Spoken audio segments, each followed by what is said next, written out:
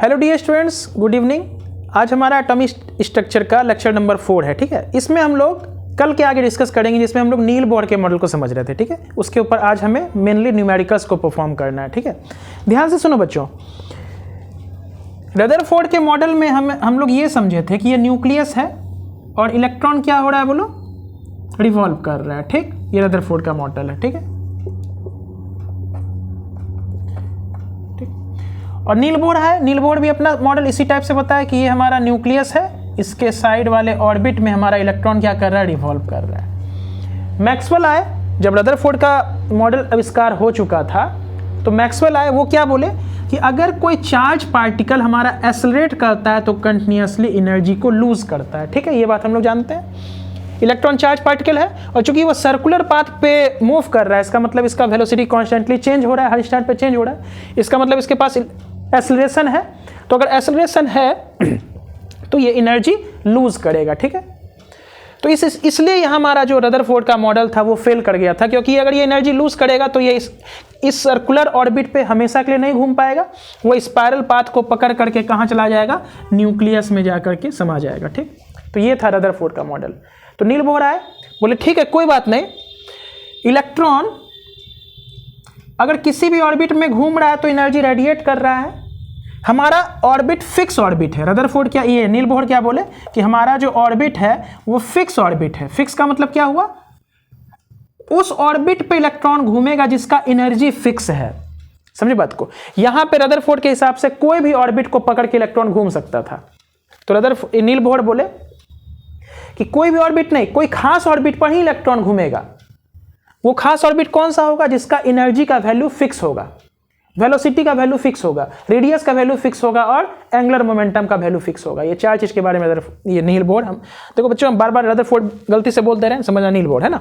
तो Niels Bohr क्या बोले, हमारा इलेक्ट्रॉन किस ऑर्बिट पे घूमेगा, जिसका एनर्जी फिक्स हो, वेलोसिटी फिक्स हो, एंगुलर मोमेंटम फिक्स हो और रेडियस फिक्स हो, है ना। तो इन चार चीज के बारे में हमें पढ़ाई करनी है। ठीक है, तो एनर्जी जो फिक्स है किसी भी खास ऑर्बिट का, फॉर एग्जांपल ये फर्स्ट ऑर्बिट है, इसका कितना एनर्जी है, सेकंड है, इसका कितना एनर्जी, थर्ड है, उसका कितना एनर्जी, उसके लिए नील बोर एक फॉर्मूला दिए थे एनर्जी का, जिसको कल हम लोग समझे थे और उसी को आज लिखते हैं, उसके ऊपर क्वेश्चन को परफॉर्म करते हैं। कहानी क्लियर है। तो बोलेंगे अभी हम लोग को ये सीखना है कि नील बोर के हिसाब से हर ऑर्बिट हमारा फिक्स है, किसी भी ऑर्बिट पे इलेक्ट्रॉन घूम नहीं सकता है। वो खास ऑर्बिट हमें पढ़ना पड़ेगा, खास ऑर्बिट को हमें समझना पड़ेगा। ठीक है, उसके बाद वाले हम लोग लेक्चर में एटॉमिक स्पेक्ट्रम को पढ़ेंगे, जिसका मदद लेकर के नील बोर अपने मॉडल को ज़्यादा अच्छे से क्लैरिफाई कर पाए थे। ठीक है, चलो बच्चों, तो सबसे पहला फॉर्मूला एनर्जी का जो नील बोर दिए थे वो कौन सा फॉर्मूला था बच्चों, बोलेंगे sir En is equal to, मतलब एनर्जी ऑफ nth ऑर्बिट, किसी भी ऑर्बिट का अगर हमें एनर्जी निकालना है तो -13.6 Z²/n²।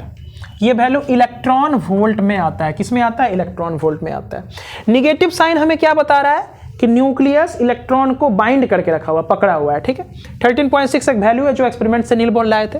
जेड यहाँ पे क्या एटॉमिक नंबर है, जो कौन सा एटम हम यूज करें उसका नंबर, एटॉमिक नंबर, और n है हमारा सेल नंबर। ठीक, इसी फॉर्मूला को अगर हम जूल में लिखना चाहें तो होगा -2.18 गुना 10⁻18 Z²/n²। ये वैल्यू जूल में, मतलब दोनों फॉर्मूला सेम है, बस इलेक्ट्रॉन वोल्ट को हम जूल में कन्वर्ट किए। यहां से यहां जाने के लिए 13.6 को हम किससे गुना किए होंगे, चार्ज ऑफ इलेक्ट्रॉन से, 1.6 गुना 10⁻19 कूलम से गुना किए होंगे। तो इसको इस वैल्यू से गुना करेंगे तो 2.18 इंटू 10⁻18 हमारा वैल्यू आ जाएगा। ठीक, तो ये फॉर्मूला हम लोग यूज किए, ज्यादातर यही इलेक्ट्रॉन वोल्ट वाला हम लोग फॉर्मूला यूज करेंगे। ठीक है, तो समझना, बोहर मॉडल के हिसाब से ये हमारा फर्स्ट ऑर्बिट, ये सेकेंड ऑर्बिट, ये थर्ड ऑर्बिट, इलेक्ट्रॉन किसी पार्टिकुलर ऑर्बिट पर घूमेगा जिसका एनर्जी फिक्स है। उसी एनर्जी के फॉर्मूला के लिए बोहर हमारा इस वाले फॉर्मूला का यूज किए थे बच्चों। ठीक है, तो देखो ध्यान से, इसी फॉर्मूला के ऊपर कुछ न्यूमेरिकल्स कल भी हम लोग किए थे, आज उसको और थोड़ा अच्छे से करते हैं ताकि बच्चे आपको अच्छे से समझ में आएगा। तो बोलेंगे देखो ध्यान से, हमें ये फर्स्ट ऑर्बिट है। ठीक है, और ध्यान दो, ये जो भी फॉर्मूला बोहर यहाँ पे दिए हैं ना एनर्जी का, वेलोसिटी का, वो सिर्फ हाइड्रोजन एटम या हाइड्रोजन लाइक एटम में अप्लाई होता है। कहने का मतलब क्या है, जिसके पास एक इलेक्ट्रॉन है, तो हाइड्रोजन के पास एक इलेक्ट्रॉन होता है, हीलियम के पास बच्चों 2 इलेक्ट्रॉन हो जाता है ना, एटॉमिक नंबर 2 है, तो अगर हीलियम एक इलेक्ट्रॉन को लूज कर दे तो हीलियम आयन बनाएगा कि नहीं बनाएगा, He+। तो इसमें इस आयन में बोहर का मॉडल अप्लाई होता है, ठीक। उसी प्रकार लिथियम का एटॉमिक नंबर 3 है, तो यहाँ तो अप्लाई नहीं हो पाएगा, लेकिन Li2+ अगर हम बोलेंगे तो उसमें अप्लाई हो जाएगा। ये एटॉमिक नंबर है, 2 इलेक्ट्रॉन अगर लूज कर देगा लिथियम तो Li2+ बना लेगा। उसी प्रकार बेरिलियम जिसका एटॉमिक नंबर 4 होता है, इसमें तो 4 इलेक्ट्रॉन होगा, जितना एटॉमिक नंबर उतना प्रोटॉन का संख्या उतना इलेक्ट्रॉन का संख्या। तो बेरिलियम अगर 3 इलेक्ट्रॉन को लूज कर दे, है ना, तो कितना इलेक्ट्रॉन बचेगा, 1 इलेक्ट्रॉन। इन सभी स्पेसीज के ऊपर नील बोहर का मॉडल काम करता है बच्चों, ठीक है। तो ये क्वेश्चन भी हमें बहुत पूछा जाता है कि 4 ऑप्शन दिया जाएगा, इसमें से किस पे बोहर का मॉडल अप्लाई नहीं कर रहा है, ठीक है। तो फॉर एग्जांपल हमको ऑप्शन दे दिया लिथियम, है ना, He+ दे दिया है, एक हाइड्रोजन दिया है, ठीक है, और क्या कहते हैं एक दिया है बेरिलियम, तो किस में अप्लाई नहीं होगा, तो इसमें अप्लाई नहीं होगा, इसमें अप्लाई नहीं होगा, इसमें हो जाएगा, इसमें हो जाएगा। कहानी स्पष्ट है बच्चों की नहीं है, ठीक है। चलो आगे बढ़ते हैं। तो बोलेंगे हाइड्रोजन लाइक स्पेसीज के ऊपर हमारा नील बोहर का मॉडल अप्लाई होता है। तो ये फॉर्मूला का यूज करके हम लोग न्यूमेरिकल नंबर 1 यहाँ पे परफॉर्म करते हैं, ठीक है बच्चों। तो देखो ध्यान से क्वेश्चन क्या, ढेर सारा क्वेश्चन करते हैं यहाँ पे हम लोग। क्वेश्चन है 1 number, find the energy of first orbit of H atom. Hydrogen atom के फर्स्ट ऑर्बिट का एनर्जी हमें प्राप्त करना है। क्या लिखे हैं, find the energy of first orbit of hydrogen atom. Hydrogen atom है, फर्स्ट ऑर्बिट, ये पहला ऑर्बिट होगा, उसमें कितना एनर्जी होगा, उसका कितना एनर्जी वही निकालना है। तो सिंपल सा केस है, कैसे करेंगे बच्चों। तो बोलेंगे एनर्जी का फॉर्मूला हम लोग जानते हैं, En = -13.6 Z² है ना। देखो फर्स्ट ऑर्बिट लिखा हुआ है, इसका मतलब n का वैल्यू 1, और हाइड्रोजन एटम लिखा है, इसका मतलब Z = 1। तो कितना हो जाएगा बच्चों, -13.6, Z का वैल्यू 1, n का वैल्यू कितना हो जाएगा, तो बोलेंगे फर्स्ट ऑर्बिट है तो 1 इसका है, तो -13.6 इलेक्ट्रॉन वोल्ट हमारा आंसर आ जाएगा। जूल में करना रहता तो यहाँ Z का वैल्यू 1, n का वैल्यू 1 रखते तो -2.18 × 10⁻−18 जूल आ जाता आंसर। क्लियर है, यानी कि फर्स्ट ऑर्बिट अगर हाइड्रोजन एटम का रहेगा तो उसमें कितना एनर्जी होगा उस ऑर्बिट के पास, -13.6। मतलब देखो ध्यान से, इलेक्ट्रॉन इसी ऑर्बिट पे, मतलब जिसका एनर्जी 13.6 है उसी पे घूम पाएगा। कहानी क्लियर है। दूसरा, इसी क्वेश्चन में हम क्या बोल रहे हैं, अगर इसी क्वेश्चन में हम बोलेंगे find the energy of second orbit of hydrogen atom H atom, ठीक है। तो हमको एनर्जी निकालना है सेकेंड ऑर्बिट का। कहानी वही है, सेम En है, En का फॉर्मूला है। चलिए यहाँ पे थोड़ा सा और इसको सिंप्लीफाई कर देते हैं। En का मेन फॉर्मूला ये है ना, तो हमको निकालना क्या, फर्स्ट ऑर्बिट है ना, तो E1 का वैल्यू हमको निकालना है। क्या निकालना है बच्चों, देयरफॉर E1 का वैल्यू निकालना है। तो n = 1 भरे तो यहाँ भी 1, और हाइड्रोजन एटम है तो Z = 1। उसी प्रकार हमको क्या निकालना, सेकेंड ऑर्बिट निकालना बच्चों ना, तो E2 निकालना। क्या निकालना बच्चों, इसी फॉर्मूला में E2, मतलब सेकेंड ऑर्बिट में कितना एनर्जी होगा, तो -13.6 हो गया, ठीक। Z का वैल्यू कितना लेंगे, क्योंकि हाइड्रोजन एटम है तो 1 लेंगे, और सेकेंड ऑर्बिट है, सेकेंड ऑर्बिट में n का वैल्यू कितना होगा 2, इसका स्क्वायर करो, -13.6/4 करोगे, तो जब इसको सॉल्व करेंगे तो कितना हो जाएगा, -3.4 इलेक्ट्रॉन वोल्ट। इसको करके देख लो, 40 से भागा दे देते हैं 136 को, 120 हुआ, 36.04 13.6 अपॉन में 4 किए थे ना, चाहती है 12, यहाँ पे हो गया 16 है ना, 0.0 4 चौके 16, 160, तो कितना हो गया 3 पॉइंट, इतना ही आता है। तो यहाँ करके भी देख लिया वही आएगा, तो -3.4 इलेक्ट्रॉन वोल्ट। समझना थोड़ा सा बच्चों, थोड़ा समझना है ना, एकदम धीरे धीरे लेक्चर को आगे लेके जा रहे हैं, फिर आगे जाके हम लोग अच्छे सवाल के ऊपर भी जाएंगे। तो बोलेंगे देखो जो पहला ऑर्बिट है ना, ये मान लो न्यूक्लियस है और ये पहला ऑर्बिट है, n = 1 है, ये 2 है, 3 है, तो पहला ऑर्बिट का एनर्जी कितना होगा, -13.6 इलेक्ट्रॉन वोल्ट। दूसरे का कितना होगा, -3.4। उसी प्रकार तीसरा भी निकाल सकते हैं हाइड्रोजन एटम के केस में, और ये वैल्यू कल हम लिखे भी थे, याद करो, तो यहीं से आता है ये सारा वैल्यू। तो सुनना, क्या कहने का मतलब है कि 13.6 के बाद क्या आ रहा है, डायरेक्ट 3.4 माइनस में है ना, इसके बीच कितना नंबर हो सकता है, तो बोलेंगे सर इनफाइनाइट नंबर हो सकता है ना। इनफाइनाइट मतलब क्या हो, 13 पॉइंट मान लो 5 वाला हो सकता है, 13.4 वाला हो सकता है, 13.3 वाला हो सकता है, 13.2, 13.1 माइनस उसके 13 मान लो, उसी तरह करते करते फिर 13.0 पे आएगा, फिर 12.99, 12.98, तो इस तरह करके 13.6 और 3.4 के बीच कितना नंबर होगा, बोलेंगे सर इनफाइनाइट नंबर होगा। इनफाइनाइट नंबर होगा, इसका मतलब इसके अंदर इसके बीच में ढेर सारा ऑर्बिट्स पॉसिबल है कि नहीं है, समझना बात को। जैसे ये न्यूक्लियस है तो एक ऑर्बिट ये हुआ, दूसरा ऑर्बिट बच्चों ये हुआ, तो इसके बीच में अनंत ऑर्बिट, इनफाइनाइट ऑर्बिट संभव है। लेकिन बोहर के एटॉमिक मॉडल के हिसाब से इन सभी ऑर्बिट पे इलेक्ट्रॉन घूम ही नहीं सकता है। किस पे घूमेगा, जिसका अगर हाइड्रोजन एटम है तो जिसका एनर्जी 13.6 है उसके बाद 3.4 वाले पे घूमेगा। इसके बीच इनफाइनाइट ऑर्बिट है जिस पे इलेक्ट्रॉन नहीं घूम सकता है। ये सारा एक्सपेरिमेंट करके नील बोहर यहाँ पे साबित किए थे। इसी के लिए वो एटॉमिक स्पेक्ट्रम हम लोग जब पढ़ेंगे तो ये चीज़ और अच्छे से क्लियर हो पाएगा वहाँ पे, ठीक है बच्चों। तो बोलेंगे 13.6 के बाद कहाँ पे आया 3.4, फिर 3.4 के बाद कहाँ जाता था, कल निकाले थे 1.51 इलेक्ट्रॉन वोल्ट। तो 3.4 और 1.51 के बीच ढेर सारा वैल्यू होगा। उन सभी एनर्जी वाले ऑर्बिट पर इलेक्ट्रॉन रिवॉल्व नहीं कर सकता है। रदरफोर्ड के हिसाब से कर सकता था। रदरफोर्ड के हिसाब से इन दोनों के बीच जो इनफाइनाइट ऑर्बिट है किसी पे भी इलेक्ट्रॉन घूम सकता था।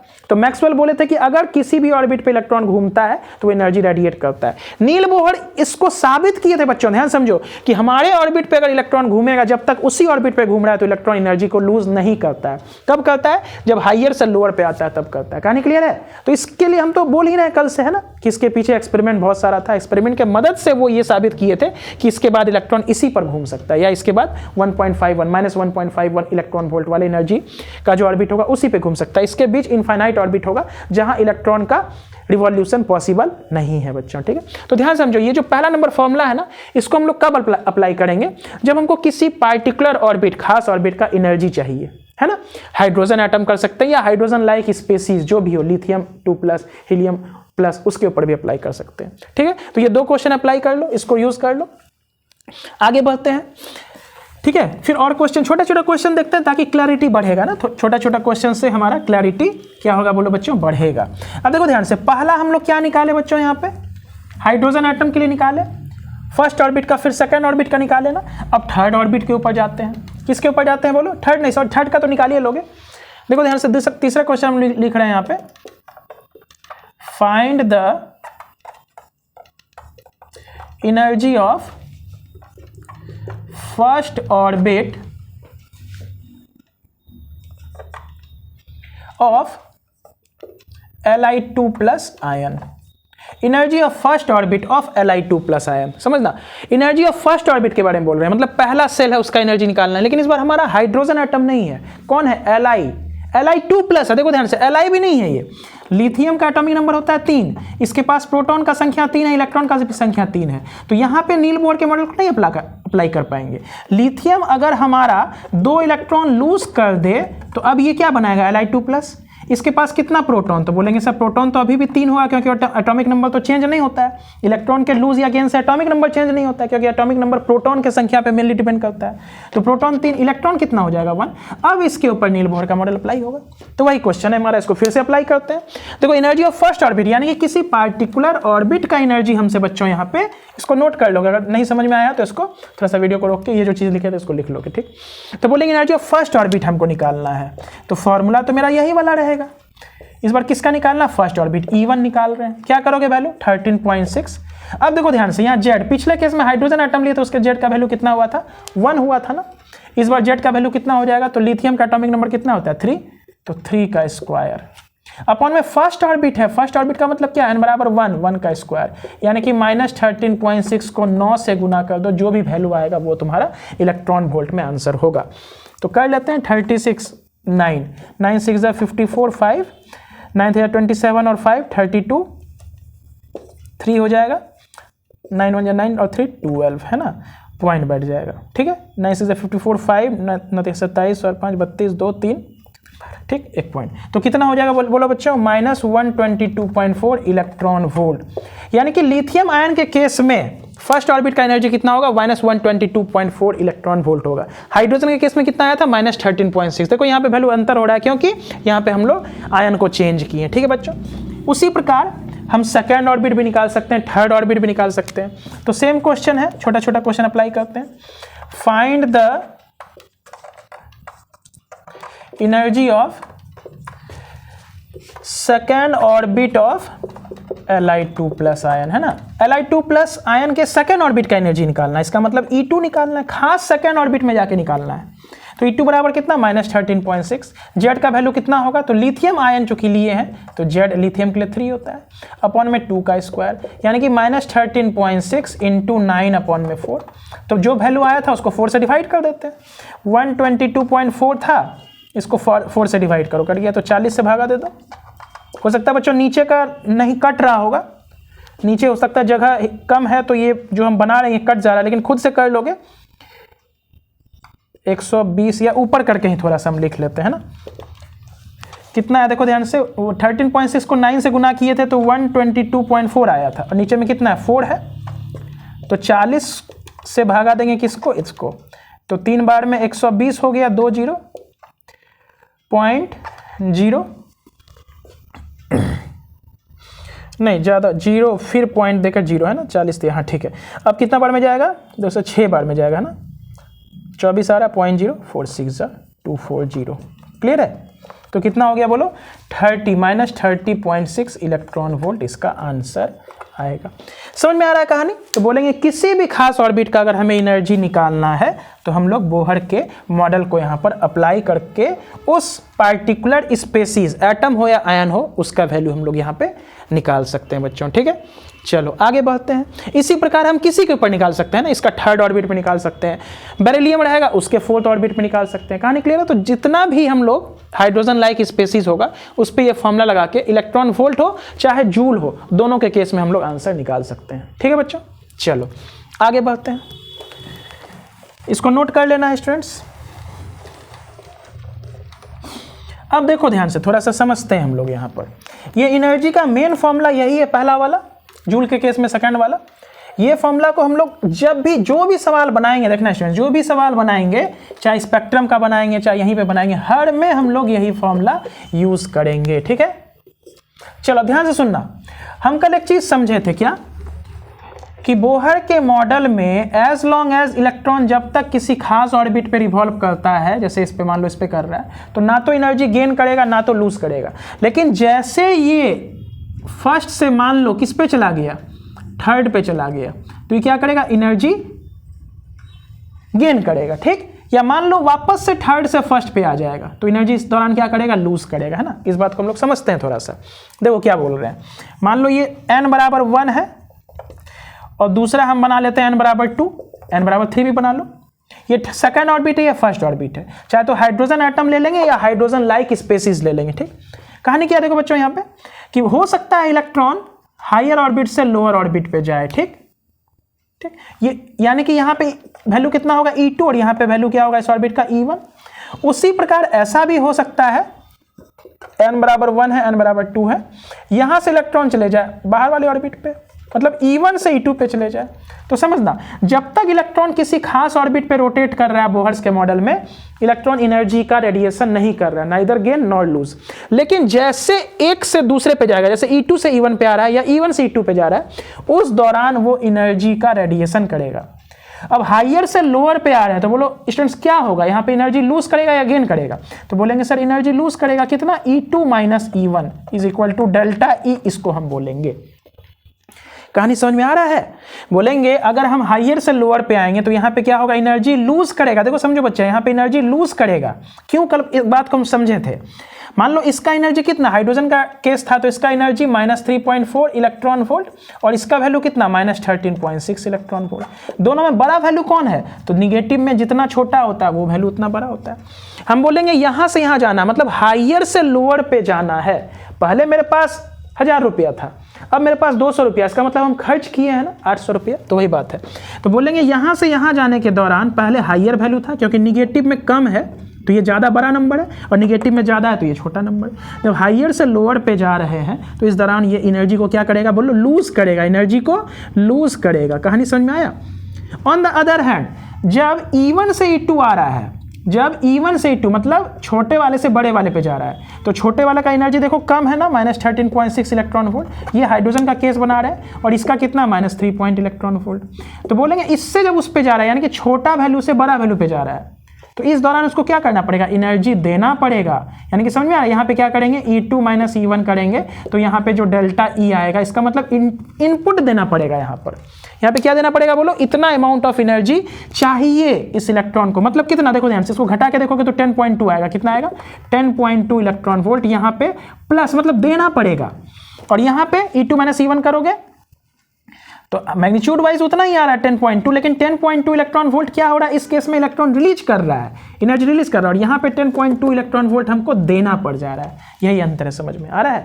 तो बोलेंगे जब तक इलेक्ट्रॉन एक ही ऑर्बिट पे घूमता रहेगा वो एनर्जी का तो ना तो लूज करेगा ना गेन, लेकिन एक से दूसरे पे जाएगा, लोअर से हायर पे जाएगा तो एनर्जी देना पड़ेगा, और हायर से लोअर पे जाएगा तो एनर्जी लूज करेगा। कहने के लिए यहाँ लूज कर रहा है और यहाँ पे इतना इसको गेन करना होगा, मतलब इतना चाहिए तभी यहाँ से इलेक्ट्रॉन E1 से E2 पे जा पाएगा। ठीक है बच्चों, चलो ये हाइड्रोजन एटम का केस था तो हम आसानी से इसमें इसको घटा के निकाल लिए। लेकिन बोलेंगे हमेशा तो ऐसा नहीं होगा, हमको हीलियम में भी निकालना होगा, He+ में, Li2+ में भी निकालना पड़ेगा, बेरिलियम 3+ में भी निकालना पड़ेगा। तो उस केस में हम क्या करेंगे, कल भी एक फॉर्मूला लिखे थे, उसी चीज को आज हम लोग यहाँ पे थोड़ा सा, कल के लेक्चर को आज थोड़ा सा हम लोग ना न्यूमेरिकल पर्पज से एक्सटेंड कर रहे हैं। ठीक है, तो ताकि कॉन्सेप्ट हमारा ज्यादा क्लियर हो पाए। तो इसको नोट कर लो बच्चों। ठीक, हम हट जाते हैं, स्क्रीनशॉट लेना है, इसको नोट कर लेना है। चलो अब देखो ध्यान से, इसी चीज को ना हम फॉर्मूला में थोड़ा सा खोलते हैं ना, इसी चीज को थोड़ा सा हम फॉर्मूला में खोलते हैं। और एक बात और ध्यान रखना बच्चों, यहां तो हमको वैल्यू पहले से मालूम था ना, तो हम तो घटा के निकाल लिए, लेकिन एक्चुअली में होता क्या है, E2 माइनस E1 बराबर डेल्टा E का फॉर्मूला होता है H इंटू न्यू। कल इस बात को हम समझे थे, डेल्टा E का वैल्यू कितना होता है, H इंटू न्यू। यहाँ पे डेल्टा E का वैल्यू कितना हो जाएगा, H इंटू न्यू। देखो ध्यान से, हम समझे थे इस चीज को। दो चीज हमको याद रखना है, एनर्जी इज, चलो इसको मिटा के हम फिर लिखते हैं ना, इसका तो नोट कर लियो, इसको मिटा के एक चीज और पहले समझ लेते हैं, तब आगे इसको बढ़ेंगे। ठीक है, तो बोलेंगे देखो एक बात हमको समझना है कि एनर्जी जब भी कोई भी इलेक्ट्रॉन लूज या गेन करेगा तो कितना करता है, उस बात को हम लोग थोड़ा सा समझ लेते हैं। और आगे हम लोग पढ़ेंगे एनर्जी को, यानी कि रेडिएशन को हम लोग दो फॉर्म में पढ़ेंगे, एक वेव नेचर का, दूसरा पार्टिकल नेचर का। तो हम लोग हमेशा पार्टिकल, जब भी वेव पढ़ते हैं तो वहाँ पे मैकेनिज्म दूसरा लगता है, और जब भी पार्टिकल नेचर हम पढ़ते हैं किसी भी चीज़ का, वेव का, ये इलेक्ट्रोमैग्नेटिक रेडिएशन का, सॉरी, तो वहाँ पे हम लोग दूसरा फॉर्मूला अप्लाई करते हैं, जो कि इसके बाद के लेक्चर में वही सब हम लोग पढ़ेंगे। ठीक है, तो देखो ध्यान से, एनर्जी डायरेक्टली प्रोपोर्शनल होता है फ्रीक्वेंसी के, किसके बोलो, फ्रीक्वेंसी के। अभी के लिए बस याद रखना, उसको हम लोग न्यू से डिनोट करते हैं, यानी कि एनर्जी किसके प्रोपोर्शनल हो गया, न्यू के। हम लोग को मालूम है डायरेक्टली प्रोपोर्शनल का साइन हटाते हैं तो कांस्टेंट आता है, उस कांस्टेंट को हम लोग क्या बोलते हैं, H। H हमारा क्या है यहाँ पे, प्लांक्स कांस्टेंट है। कितना स्टूडेंट्स, प्लांक्स कांस्टेंट। इसका वैल्यू कितना होता है, H का वैल्यू 6.62 इंटू 10 पे पावर माइनस 30, 6.63 ले लेते हैं, जूल इंटू सेकेंड। समझ में आया, E बराबर H इंटू न्यू। मतलब देखो ध्यान से, जब भी इलेक्ट्रॉन एक ऑर्बिट से दूसरे पे जाएगा तो कितना एनर्जी गेन या लूज करेगा, तो बोलेंगे इसी प्रोपोर्शन में, H इंटू न्यू के बराबर। इस चीज को हम लोग, इस थ्योरी को हम लोग आगे वेव नेचर और पार्टिकल नेचर में बिल्कुल क्लियर करके समझेंगे, लेकिन अभी के लिए मान के चलना है इस बात को। ठीक है, चलो। और एक फॉर्मूला हम लोग और जानते हैं, क्या, SC बाई लैम्डा। चूंकि स्पीड ऑफ लाइट जो होता है वो फ्रीक्वेंसी और लैम्डा के प्रोडक्ट के बराबर होता है, C बराबर लैम्डा इंटू न्यू या न्यू इंटू लैम्डा। तो यहाँ से अगर हमको न्यू निकालना तो C बाई लैम्डा। तो एनर्जी का हमारे पास और एक फॉर्मूला आ गया, SC बाई लैम्डा। ठीक है, और अगर एनर्जी का डिफरेंस निकालना है, यानी कि अगर हमें डेल्टा E निकालना है स्टूडेंट्स, तो क्या करेंगे, कितना एनर्जी रेडिएट या लूज करेगा, गेन करेगा, तो बोलेंगे डेल्टा E बराबर SC बाई लैम्डा। इस चीज को आगे 100% विश्वास रखना है कि इस चीज को आगे हम बहुत डिटेल में पढ़ने वाले हैं। अभी के लिए बस मान के चलना है क्या, कि एनर्जी फ्रीक्वेंसी के डायरेक्टली प्रोपोर्शनल होता है, कि मतलब फ्रीक्वेंसी जितना ज्यादा होगा उस वेव का, बोलेंगे एनर्जी उतना ज्यादा होगा। ठीक, फ्रीक्वेंसी जितना ज्यादा होगा, इसको हम लोग समझेंगे डिटेल में, इसलिए उस चीज को अभी हम लोग बहुत यहाँ पे डिटेल नहीं कर रहे हैं। फ्रीक्वेंसी किसी भी वेव का जितना ज्यादा होगा तो बोलेंगे एनर्जी उतना ज्यादा होगा। और इस डायरेक्टली प्रोपोर्शनल के साइन को हटाएंगे तो प्लांक्स कांस्टेंट H आता है। इस थ्योरी को प्लांक्स ही दिए थे, मैक्स प्लांक्स ही इस रिलेशन को डिराइव किए थे ना, मैक्स प्लांक है ना, max Planck. Planck's quantum theory में इस चीज को हम लोग पढ़ते हैं, आगे डिटेल में पढ़ेंगे। ठीक, तो E बराबर H न्यू, और यहाँ पे न्यू को हम इस रिलेशन से चेंज कर दिए C बाई लैम्डा। यानी कि एनर्जी डिफरेंस अगर हमें निकालना, डेल्टा E मतलब एक ऑर्बिट से दूसरे ऑर्बिट पे जा रहा है, कितना एनर्जी लूज करेगा, तो SC बाई लैम्डा के बराबर लूज करेगा। ठीक है, इसको नोट कर लो, आगे इसी चीज को हम लोग यहाँ पे अप्लाई करते हैं। ठीक है, चलो इसको मिटाया जाए। अब देखो ध्यान से, पहला नंबर फॉर्मूला तो ये हम लोग पढ़े थे, En बराबर -13.6 Z square by N square. अब हम लोग इसी फॉर्मूला को थोड़ा सा एक्सटेंड कर रहे हैं। ये फॉर्मूला हम लोग पढ़े थे किसी पार्टिकुलर ऑर्बिट में जब हमें एनर्जी निकालना है, कोई इलेक्ट्रॉन अगर घूम रहा है किसी खास ऑर्बिट में तो कितना एनर्जी है। लेकिन अब हम चीज़ को आगे बढ़ा चुके हैं। अब हम क्या बोल रहे हैं कि इलेक्ट्रॉन एक ऑर्बिट से दूसरे पे जब जाएगा तो एनर्जी का लूज या गेन करेगा। तो मान लो इलेक्ट्रॉन पहले इस ऑर्बिट पे था, बाद में इसमें चला गया, तो इस दौरान वो कितना एनर्जी गेन करेगा, क्योंकि देखो लोअर से हायर पे जा रहा है तो गेन करेगा, और वापस अगर हायर से लोअर पे आ रहा है तो यहाँ पे लूज करेगा, है ना। ध्यान समझ में आ रहा है? सॉरी उल्टा बोल दिया सर। देखो लोअर से हायर पे जाएगा तो इसको एनर्जी गेन करवाना होगा, और हायर से लोअर पे आएगा तो एनर्जी लूज करवाना होगा। समझ में आया? हायर से लोअर, बाहर से अंदर आ रहा है तो इस दौरान एनर्जी लूज करेगा, और यहाँ पे क्या करेगा, एनर्जी गेन करेगा। ठीक है स्टूडेंट्स, ठीक। तो बोलेंगे यहां से अगर इलेक्ट्रॉन यहां जा रहा है तो उस दौरान कितना एनर्जी गेन या लूज करेगा, उसी को हम समझ रहे हैं। तो कल भी इस चीज को समझे थे, वापस से इसको हम कोरिलेट कर रहे हैं यहां पर ताकि न्यूमेरिकल्स अच्छे से सॉल्व कर पाए।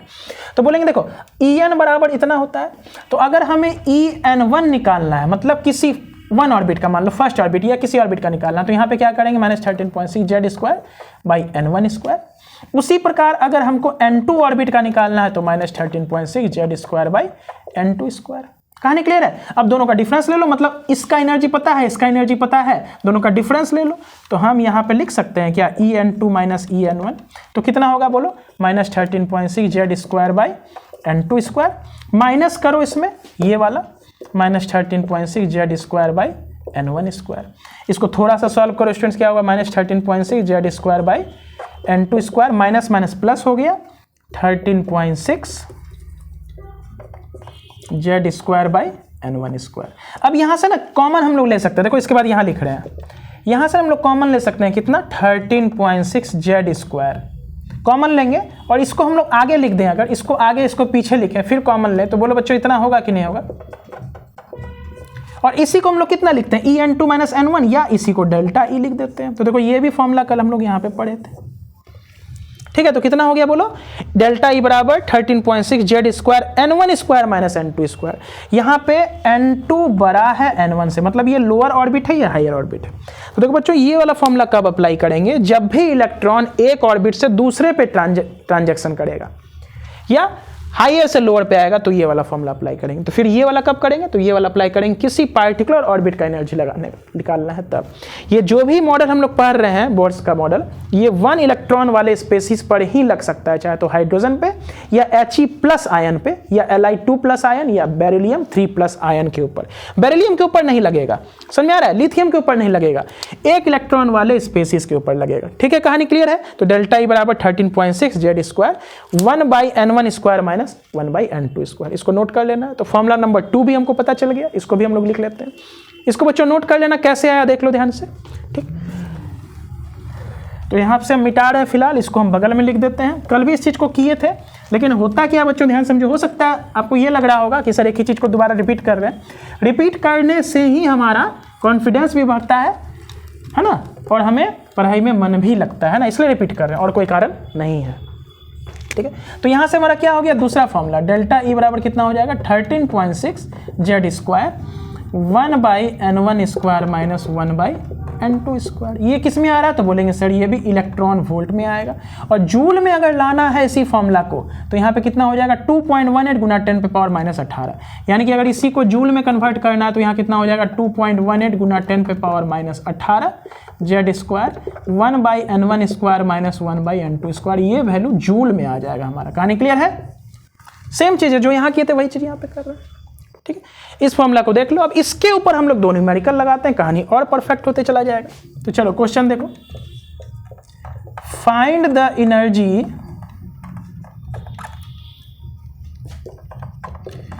Radiated bye the electron when it jumps from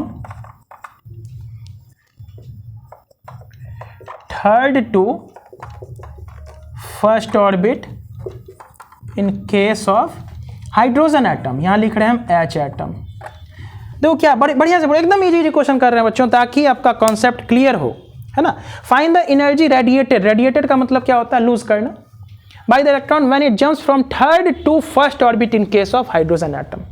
तो बोहर का मॉडल लगाएंगे, क्योंकि बोहर का मॉडल ही हमको एनर्जी के बारे में ये ऑर्बिट के बारे में वही बताता है, तो यहाँ हमको बोहर का मॉडल ही लगाना है। कोई कॉन्सेप्ट में कोई मिसअंडरस्टैंडिंग नहीं होना चाहिए। जब भी हमको एनर्जी का डिफरेंस निकालने पूछे, या एनर्जी निकालने पूछे, या रेडियस निकालने पूछे, या वेलोसिटी निकालने पूछे किसी ऑर्बिट का एटम के अंदर, तो वहाँ पे हम लोग बोहर्स के मॉडल को ही अप्लाई करते हैं, क्योंकि रदरफोर्ड तो ऑर्बिट के बारे में कुछ बता ही नहीं थे। कहानी क्लियर है कि नहीं? ठीक, तो find the energy radiated by electron when it jumps from third to first orbit in case of hydrogen atom. तो देखो बच्चों ध्यान से समझो,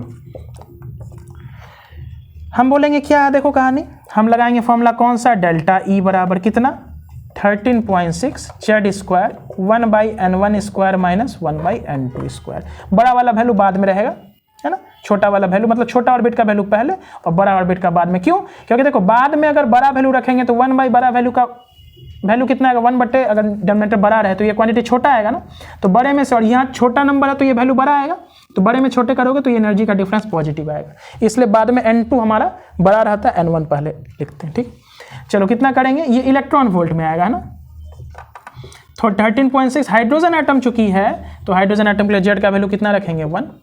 यहाँ पे n1 का वैल्यू कितना रख दें, बोलो n1 का वैल्यू 1 का स्क्वायर, फर्स्ट पे आ रहा है, कहाँ से आ रहा है, थर्ड से आ रहा है, तो 1/3 का स्क्वायर। इसको थोड़ा सा सॉल्व करते हैं इधर हम, 13.6 1 माइनस 1/9, तो कितना हो जाएगा 13.6 इंटू 8/9। इसको गुना करके सॉल्व करके देख लेते हैं कितना वैल्यू आता है। 13.6 को 8 से गुना करते हैं, 8 से 48, 4, 24 और 4 28, 2 10, कितना हो गया बोलो, 13.6 को 8 से गुना किए, 8 से 48, 4, 24 और 28, 2, ठीक। और उसके बाद ये जो आया कितना आया, यानी कि 108.8 आया, इसको किससे भाग कर देते हैं, 9 से, है ना, तो कितना हो जाएगा, 12 9 जो 108 होता है ना, ठीक, 9 1 18, 0 0 यहाँ बैठाएंगे, 9 8 जा 72, 8.098 जा, कितना आएगा बच्चों बोलो, 12.088 इलेक्ट्रॉन वोल्ट यहाँ पे डिफरेंस आ जाएगा। समझना क्वेश्चन को थोड़ा सा क्या कह रहा है। हम बोल रहे हैं जब इलेक्ट्रॉन हमारा थर्ड ऑर्बिट से कहाँ आ जाए बोलो, फर्स्ट ऑर्बिट पे, तो कितना एनर्जी यहाँ पे वो इलेक्ट्रॉन रेडिएट करेगा, तो कौन सा फॉर्म लगाएंगे, थर्ड से फर्स्ट पे आ रहा है। देखो समझो, ये न्यूक्लियस है, ये फर्स्ट सेकंड थर्ड, यहाँ पे इलेक्ट्रॉन था, कहाँ पहुँचा, यहाँ पे, तो जब यहाँ से आएगा हायर से लोअर पे आ रहा है तो एनर्जी का लूज करेगा, तो कितना एनर्जी लूज करेगा वही हमको निकालना है। तो देखो इस क्वेश्चन को बच्चों हम लोग ऐसे भी निकाल सकते थे कि फर्स्ट ऑर्बिट का एनर्जी निकाल लेते हैं, इतना आ रहा है, फिर उसी प्रकार थर्ड ऑर्बिट का एनर्जी निकाल लेंगे, दोनों को सब्सट्रैक्ट कर देंगे, तो वैसे भी हमारा इतना ही वैल्यू आएगा। समझे कहानी क्या बोल रहे हैं, कि जैसे फर्स्ट का एनर्जी निकाल लिए इस वाले फॉर्मूला को लगा के, z बराबर 1 और n बराबर 1, उसी प्रकार थर्ड ऑर्बिट का निकाल लेंगे, z बराबर 1 हाइड्रोजन एटम है और n बराबर 3, दोनों का वैल्यू को निकाल के सब्सट्रैक्ट कर देंगे, तो हमारा इतना ही वैल्यू आएगा। यहाँ भी वही काम किए, ये फॉर्मूला एक रेडीमेड है और वहाँ पे हम लोग एक एक स्टेप में आगे करके करते, तो इतना हमारा जो इलेक्ट्रॉन वोल्ट आएगा, ये हमारा इस क्वेश्चन का आंसर आ जाएगा। थोड़ा सा बैक जाते हैं और इस चीज़ को समझते हैं थोड़ा सा। देखो एक बार देख लेते हैं नीचे तक दिख रहा है या नहीं दिख रहा है। ठीक है बच्चों, देखो ध्यान से याद करो, जरा सा पहले जाके पीछे जाके, ठीक है, तो थोड़ा सा यहाँ पे हम इसको मिटाते हैं। ठीक है, देखो ये न्यूक्लियस था ना, ये पहला ऑर्बिट था, ये दूसरा था, ये तीसरा था। हाइड्रोजन एटम के केस में पहला का वैल्यू कितना आता था, -13.6, दूसरा का -3.4, तीसरा का -1.511, इस तरह करके आता था। बोलेंगे फर्स्ट ऑर्बिट का एनर्जी हमको मालूम था, सेकंड का ही मालूम था, थर्ड का ही मालूम था। यहाँ पे हमको एनर्जी गैप निकालना, कितना होगा, -1.511 में किसको घटा देंगे, -13.6 को, इतना ही वैल्यू आना चाहिए। तो देख लो ध्यान से, यानी कि प्लस हो गया 13.6 में 1.511, इसको जब घटाओगे तो इतना ही वैल्यू लगभग में आएगा तुम्हारा, है ना, क्योंकि देखो बात वही है, हमको हाइड्रोजन एटम का थर्ड ऑर्बिट का एनर्जी मालूम था, जो कि हम पहले से कैलकुलेट करके निकाल चुके थे, फर्स्ट का ही मालूम है, इस दोनों को घटा दो तो वही वैल्यू आएगा जो फॉर्मूला से आ रहा है। कहानी क्लियर है। तो देखो ये फॉर्मूला फिर क्यों यूज करते हैं, तो बोलेंगे सर ये वाला फॉर्मूला हम लोग इसलिए यूज करते हैं कि कोई भी मान लो हाइड्रोजन के बदले कोई हीलियम दे दे आयन या लिथियम आयन दे दे, तो उस केस में हम लोग को तो वैल्यू सबका याद नहीं है ना। हाइड्रोजन के केस में सारा वैल्यू याद है, 13.6, 3.4, 1.511, ये वैल्यू हमको हाइड्रोजन के केस में याद है। तो ये वाला फॉर्मूला हम लोग हाइड्रोजन लाइक स्पेसिस के ऊपर भी लगा सकते हैं। तो इस डाटा को घटा के देखो उतना आ रहा है या नहीं आ रहा है, देखो ध्यान से, थोड़ा सा इधर उधर आएगा क्योंकि देखो यहाँ पे 1.511 के आगे और भी नंबर्स होता है, हम लोग उसको एरर मतलब नेग्लेक्ट करते हैं। क्या हो जाएगा 1.511, है ना, क्या 9 इसे पर चलिए 0 12, देखो 12.088, यहाँ पे 12.09 आ रहा है, मतलब अप्रॉक्स में उतना ही आ रहा है, समझ में आ रहा है, क्योंकि इसके आगे और भी नंबर्स होता है। कहानी क्लियर है? कितना एनर्जी रेडिएट करेगा जब इलेक्ट्रॉन थर्ड ऑर्बिट से फर्स्ट ऑर्बिट में आ रहा है इन केस ऑफ हाइड्रोजन एटम। ठीक है, तो चलो इसको मिटाते हैं, इस वाले फॉर्मूला को ध्यान रखना है।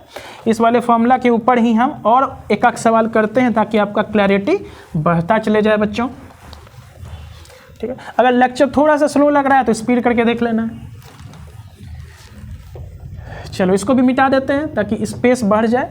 चलो नेक्स्ट क्वेश्चन देखो ध्यान से क्या लिख रहे हैं हम लोग। Find the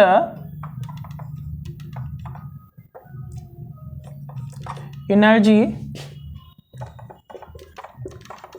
radiated bye the electron when it jumps from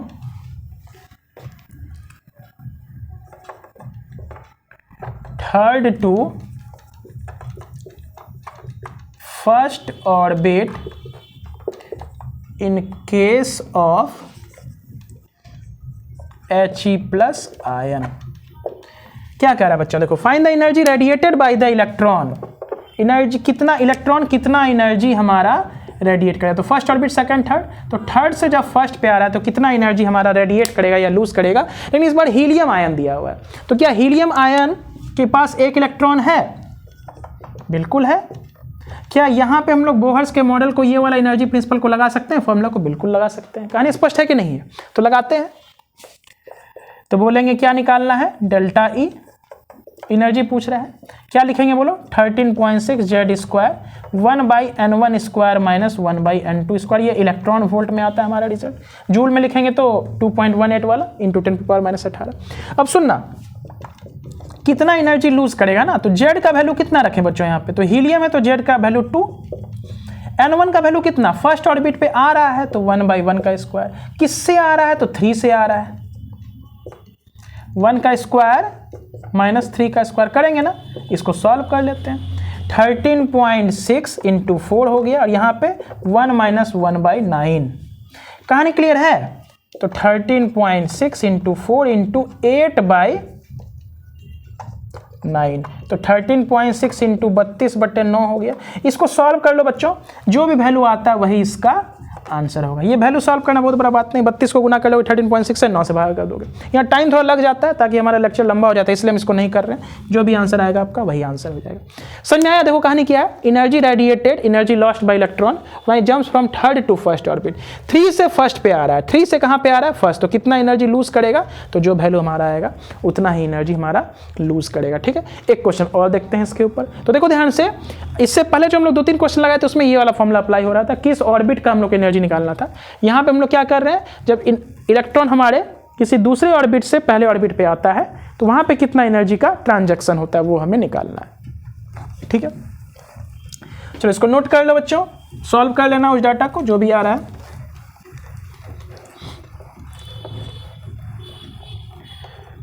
देखो यहां पे फिर हम कर रहे हैं तीसरा सवाल, find the energy radiated by electron when jumps from fourth to second orbit in case of Be3+ ion. Beryllium ion के केस में क्या वैल्यू होगा। देखो दो तरीके से बना सकते हैं बच्चों, पहले सेकेंड ऑर्बिट का एनर्जी निकाल लेना इस फॉर्मूला से, बेरिलियम के लिए 4 भरेंगे, जेड का वैल्यू n = 2, और फोर्थ पीरियड का फोर्थ सेल का एनर्जी निकाल लेना, दोनों को सब्सट्रैक्ट कर देना, उससे भी कहानी बन जाएगा। या एक ही बार अगर लगाना है तो 13.6 Z square 1/n1 square minus 1/n2 square. ठीक, तो 13.6 हो गया। जेड का वैल्यू बेरिलियम है तो एटॉमिक नंबर 4 होता है ना, एटॉमिक नंबर जेड बराबर कितना होगा, बेरिलियम के लिए 4 होगा। n1 का वैल्यू कितना, तो किस पे आ रहा है, सेकंड पे आ रहा है ना, तो 2 का स्क्वायर, और किससे आ रहा है, फोर्थ से आ रहा है तो 1/4 का स्क्वायर। इसको सॉल्व करो, 13.6 इंटू 16 हो गया, इंटू 1/4 माइनस 1/16। देखो ध्यान से, तो 13.6 इंटू 16 हो गया, एलसीएम लेंगे नीचे 16 हो जाएगा, 4 माइनस 1, तो ये कट गया, तो कितना हो जाएगा 13.6 इंटू 3। ये वैल्यू छोटा है तो हम सॉल्व कर देते हैं यहाँ पे। 3 6 18 के 8 हाथ बचाए 1, 3 3 9 1 10 के 0 हाथ बचाए 3 3 4 4 40.8 इलेक्ट्रॉन वोल्ट। कहानी क्लियर है बच्चों, 40.8, 3 6 18 1 3 9 1 10 के 0 हाथ बचाए 50, 40.8 इलेक्ट्रॉन वोल्ट हमारे इस क्वेश्चन का आंसर आया है। ठीक है, तो कल से आई होप लेक्चर ये थोड़ा सा बढ़िया रहेगा क्योंकि इसमें रिवीजन पर्पस के लिए बहुत अच्छा हो गया। ठीक, अब देखो ध्यान से, ये जो फॉर्मूला लगाया है ना, इसी को थोड़ा सा आगे बढ़ाते हैं, वेवलेंथ के ऊपर जाते हैं ना, इसी को थोड़ा सा आगे बढ़ा करके हम लोग वेवलेंथ के ऊपर जाते हैं स्टूडेंट्स। ठीक है, इसको नोट कर लेना है। अब देखो इसी फॉर्मूला को लगाते हैं हम लोग आगे, है ना, इसी फॉर्मूला को थोड़ा सा आगे अप्लाई करते हैं। तो देखो अभी एक बच्चों हम लोग फॉर्मूला पढ़े थे, क्या पढ़े थे बोलो? अभी हम लोग एक फॉर्मूला पढ़े थे कि अगर हम एनर्जी को देखें फ्रीक्वेंसी के टर्म में, तो delta E is equal to H into nu, ये हम कुछ समय पहले अभी पढ़े थे। ठीक है, डेल्टा इज इक्वल टू कितना एनर्जी लूज या गेन करेगा, तो एच इंटू न्यू के बराबर। ठीक, और अगर न्यू नहीं, फ्रीक्वेंसी ना के बदले हमें वेवलेंथ चाहिए, तो क्या करेंगे यहाँ पे एस सी बाई लेमडा। इस चीज़ को हम लोग बोले हैं कि बिल्कुल आगे के लेक्चर में बढ़िया से क्लियर करेंगे। तो डेल्टा ई बराबर क्या हो जाएगा, एच न्यू, या डेल्टा ई बराबर S C by lambda. Wave जब हम लोग पढ़ेंगे dual nature of electromagnetic radiation, तो वहाँ पे इस चीज़ को डिस्कस करेंगे। सी हमारा स्पीड ऑफ लाइट है 3 × 10⁸ मीटर पर सेकेंड, लेमडा है हमारा वेवलेंथ, और एच है हमारा प्लांक्स कांस्टेंट। ठीक है, तो सुनना, जब भी हमारा इलेक्ट्रॉन किसी दूसरे ऑर्बिट से यहाँ पे पहुँचेगा, तो ये क्या करेगा, एनर्जी का रेडिएशन करेगा, एनर्जी लूज करेगा। तो एनर्जी अगर लूज करेगा वेव के फॉर्म में, है ना, या पार्टिकल के फॉर्म में, तो हम मालूम है वेव के पास क्या होता है बोलो बच्चों, वेव के पास वेवलेंथ होता है और फ्रीक्वेंसी भी होता है। तो पूछा जाएगा जब भी इलेक्ट्रॉन हायर ऑर्बिट से लोअर ऑर्बिट पे आएगा, तो वो जो एनर्जी रेडिएट कर रहा है actually in the form of particle करता है। आगे पढ़ेंगे फोटोन क्या होता है, उसको पढ़ेंगे तो समझ में आएगा। तो बोलेंगे छोटे छोटे वेव, छोटे छोटे एनर्जी के पैकेट्स को हम लोग फोटोन बोलते हैं, वो मूव करता है वेव के फॉर्म में ही। ठीक है, तो बोलेंगे इस वेव का हमें वेवलेंथ अगर निकालना है, तो उसी चीज़ को यहाँ पे हम लोग अप्लाई कर रहे हैं। तो कितना वेवलेंथ यहाँ से हमारा जो रेडिएशन जो इमिट करेगा उसका वेवलेंथ क्या होगा, ये हमारा क्वेश्चन रहता है। ठीक है, तो यहाँ पे कंबाइन करते हैं, तो डेल्टा ई के बदले हम कितना लिख सकते हैं बोलो, एस सी बाई लेमडा। तो कितना हो जाएगा 13.6 Z square 1/n1 square minus 1/n2 square. कहानी क्लियर है? यहाँ से हमें निकालना क्या, वेवलेंथ निकालना, तो 1/λ बराबर 13.6 अपॉन में एस सी हो जाएगा Z square 1/n1 square minus 1/n2। तो सेम फॉर्मूला को हम लोग यहाँ पे अप्लाई कर रहे हैं। ठीक है, और हम लोग कल भी पढ़े थे 13.6 अपॉन में एस सी को क्या लिखते हैं, आर लिखते हैं। आर हमारा क्या होता है, रिजबर्ग कांस्टेंट होता है बच्चों। क्या होता है बोलो, रिजबर्ग कांस्टेंट होता है। तो 1/λ का हमारा नया फॉर्मूला मिल गया, are Z square 1/n1 square minus n2 square. तो कुछ नहीं किए बच्चों, ध्यान से सुनना, हो सकता है नया लग रहा होगा, जैसे जैसे कहानी आगे बढ़ेगा सब क्लियर होगा। डेल्टा ई बराबर 13.6 जेड स्क्वायर बराबर इतना, और ये जो एनर्जी लूज किया तो उसका वैल्यू कितना आएगा, तो बोलेंगे सर h इंटू न्यू के बराबर आएगा, और न्यू को हम लोग चेंज किए सी बाई लेमडा, तो इसके बदले हम लोग यहाँ पे इतना रख दिए। यहाँ से हमें वेवलेंथ निकालना है, तो एस सी को इधर भेज दिए। 13.6 अपॉन एस सी के बदले एक टर्म यूज किए हैं आर। आर का मतलब होता है रिडबर्ग कांस्टेंट, समझ में आया, रिडबर्ग कांस्टेंट। इसका वैल्यू कितना होता है 109677 या 78 सेंटीमीटर इनवर्स। और 1/r का वैल्यू हमें बच्चों याद रखना है 912 एंगस्ट्रम। कितना, 912 एंगस्ट्रम। कहानी क्लियर, इस बात को याद रखना है। देखो ध्यान से, होता क्या है, जब भी इलेक्ट्रॉन हायर ऑर्बिट से लोअर ऑर्बिट पे आएगा तो वो एनर्जी रेडिएट करेगा। तो एनर्जी चलेगा कैसे बच्चों, तो वेव के फॉर्म में चलेगा, तो उस वेव का वेवलेंथ भी होगा, है ना, और उस वेव का फ्रीक्वेंसी भी होगा। तो देखो ध्यान से आगे समझेंगे, जब भी एनर्जी रेडिएट करता है तो दो फॉर्म में करता है ना, इलेक्ट्रोमैग्नेटिक रेडिएशन जो निकलता है दो फॉर्म में, आइदर वेव के फॉर्म में या पार्टिकल के फॉर्म में, है ना। तो इस चीज को आगे हम लोग क्लैरिफाई करेंगे। तो वेव का वेवलेंथ होता है, ध्यान समझो, वेव का क्या होता है, वेवलेंथ। उसी वेवलेंथ को यहाँ पे हमें निकालना है कि ये जो एनर्जी निकला, हालांकि यहाँ पे पार्टिकल के फॉर्म में निकलता है, तो डिसकंटिन्यूअस वेव को हम लोग पार्टिकल नेचर बोलते हैं। जब वेव हमारा डिसकंटिन्यूअस नेचर में चलने लगे, है ना, तो वहाँ पे हम लोग इलेक्ट्रोमैग्नेटिक रेडिएशन को वेव ना मान के पार्टिकल मानते हैं ना, यानी कि छोटा छोटा वेव, है ना, मतलब डिसकंटिन्यूअस वेव जब कंटिन्यूअसली मूव ना करे तो वहाँ पे हम लोग पार्टिकल नेचर को अप्लाई करते हैं। और पार्टिकल नेचर के लिए हम लोग ये वाला फॉर्मूला प्लांक्स क्वांटम थ्योरी से लगाते हैं, E बराबर एच न्यू, है ना। तो इसी वेवलेंथ को यहाँ से हमें निकालना होता है। ठीक, तो इस फॉर्मूला को ध्यान से देखो, किए क्या है, कुछ नहीं किए, 13.6 अपॉन एस सी के बदले आर लिख दिए, और ये वाला फॉर्मूला बन के हमारा तैयार हो गया। ठीक है, इसके ऊपर हम लोग एक न्यूमेरिकल को ट्राई करते हैं तो कहानी क्लियर हो जाएगा। ठीक, तो देखो ध्यान से, कहानी हमारा क्या है, हमें अब ना वेवलेंथ निकालने के लिए कहा जाएगा। क्या निकालने कहा जाएगा, वेवलेंथ निकालने के लिए कहा जाएगा। तो बोलेंगे जब हमारा इलेक्ट्रॉन थर्ड ऑर्बिट से सेकेंड ऑर्बिट पे आ रहा है तो वेवलेंथ कितना होगा। जैसे अभी एनर्जी निकाल रहे थे बच्चों ना, तो अब निकाला जाएगा वेवलेंथ कितना होगा। वो जो एनर्जी निकल रहा है in the form of wave या पार्टिकल, तो उसका वेवलेंथ कितना होगा। ठीक है, छोटे छोटे पार्टिकल्स, ये एनर्जी का जो पैकेट होता है उसको हम लोग फोटोन बोलते हैं या क्वांटम बोलते हैं। तो उसी चीज़ को हम लोग आगे डिस्कस करेंगे। तो कोई क्वेश्चन लिख रहे हैं यहाँ पे, find the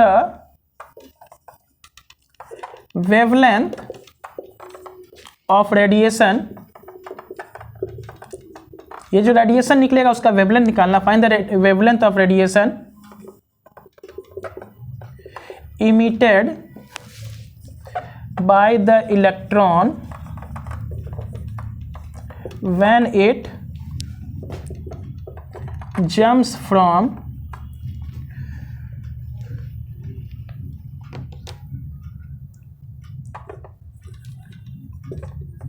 second to first orbit in case of He plus ion। समझना बात को। Find the wavelength of radiation emitted by electron when it jumps from second to first orbit in case of He plus ion। ठीक, तो यानी कि अब हमें wavelength निकालना है, तो चाहे तो पहले हम डेल्टा ही निकाल लेंगे फिर वहां से वेवलेंथ निकाल लेंगे, या अदरवाइज ऐसे कर सकते हैं कि डायरेक्ट 1 वेवलेंथ का फॉर्मूला निकाल के RZ² 1/n1 square minus 1/n2 square, ये फॉर्मूला डायरेक्टली अप्लाई कर सकते हैं, क्योंकि हमें क्या निकालना है, वेवलेंथ निकालना है।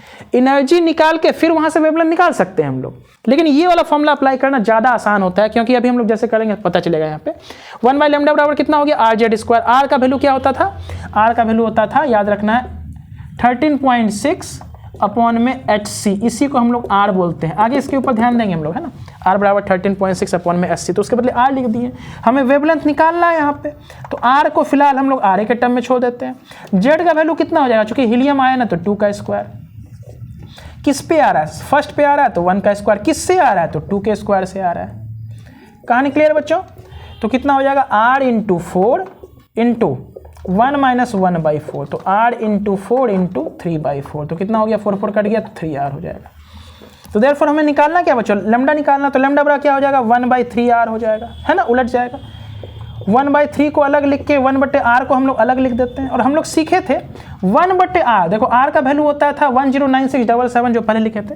1/R का वैल्यू 912 एंगस्ट्रम रखना है, बहुत मदद करेगा ये डाटा, है ना।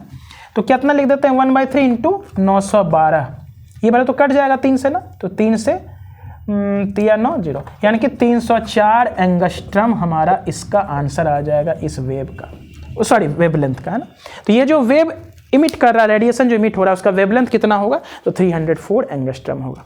ठीक है बच्चों, तो आज के लिए इतना ही रखते हैं। कल के लेक्चर में इसी के ऊपर, ये वेवलेंथ के ऊपर और भी क्वेश्चन करेंगे। वेव नंबर क्या होता है उसके ऊपर क्वेश्चन करेंगे, और फ्रीक्वेंसी कितना होता है उसके ऊपर क्वेश्चन करेंगे क्या होता है। ठीक है, उसका जब ये वाला लेक्चर पूरा मतलब एनर्जी वाला प्रिंसिपल हमारा पूरा क्लियर हो जाएगा, तब हम लोग बोहर्स के ऑर्बिट में रेडियस का क्या वैल्यू होता था कैलकुलेशन, और वेलोसिटी क्या होता था उसको निकालेंगे। ठीक है, तो आज के लिए बस इतना ही। आई होप लेक्चर अच्छा लगा होगा।